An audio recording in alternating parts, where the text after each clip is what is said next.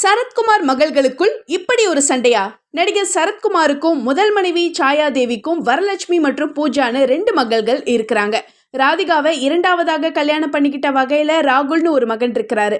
அதே மாதிரி ராதிகாவுடைய முந்தைய திருமணத்துல அவருக்கு ரயான் அப்படின்னு ஒரு மகளும் இருக்கிறாங்க. ஆனா சரத்குமார் எந்த பாரபட்சமும் பார்க்காம 3 மகள்களையும் சரிசமமா நடத்துறாரு.